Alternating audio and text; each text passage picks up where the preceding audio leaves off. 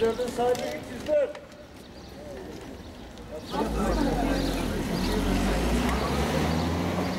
Yaklaşma, yaklaşma.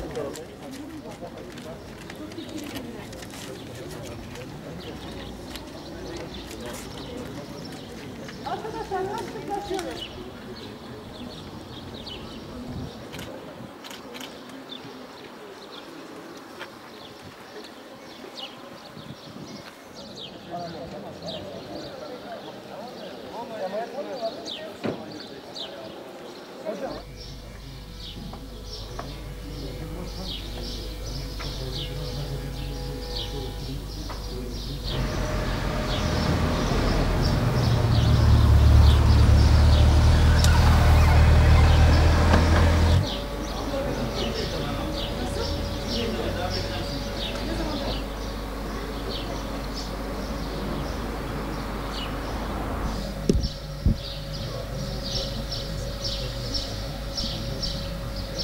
Çocuklarımız yani dershaneye kaydettik, dershaneye gitmediler.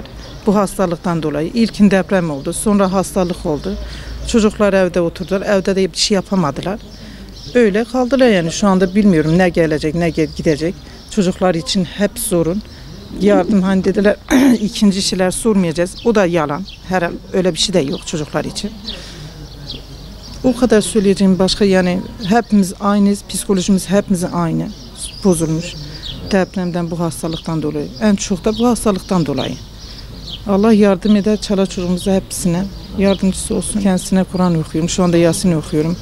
Yani şu anda da yine Cuma suresini okuyacağım. Fetih suresini okuyacağım. Rabbim yardımcı. Hep bütün evlatlarımıza benimkine de aynı yardım etsin. Bir kızımla bir oğlumu sınava getirmişim. Kızım bir bölümü bitirmiş. İş eline geçmedi diye ikincisine başvuruyor. Oğlum da 2. senesidir. 1. sene dershaneye gitti. Bir sonuç almadığı için bu sene dershane veremedik. Yani sadece maddi durumdan dolayı değildir. Dershanede böyle ciddi bir sonuç alacağına inanmadık. Evde kaldı, evde çalışmayı tercih etti. Evde kalınca bu virüsten dolayı bir çalışma yapamadı. Yine de takdir Allah'ındır. Yani biz kısmette ne varsa o çıkacak. Ama gereken gayreti gösterdi. Ben Allah'ın izniyle her zaman çocuklarımın arkasından gönderirim. Allah kabul etmez, onun takdiridir. Yani sabah namazdan sonra da başlamışım, hep okuyorum. Cenab-ı Allah bütün Müslüman din kardeşleri, hiç kimsenin, hiçbir anneyi evladı için ağlattırmasın, hiçbir anneyi evladı için acı çektirmesin. Bütün çocuklarımıza helalinde kolay rızıklar olsun. Ben hep çocuklarıma derim ki yavrum, önce ahiret üniversitesini Allah nasip etsin. Ben senin için dua edeceğim birinci duam, sen üniversiteyi okurken Allah'ını nasıl tanıyacaksan, Allah'ına nasıl kulluk yapacaksan, insanlara nasıl faydalı olacaksan, ahirette bize şikayetçi değil de şefaatçi olacaksan, Rabbim önce ahiret üniversitesini orada öğrenip o şekilde Allah'a kul olmayı nasip etsin. Sonra da dünyada helalinde kolay bir rızka nasip olmayı, insanlara faydalı olmayı, sana oğlum senden razıyım demeyi nasip etsin.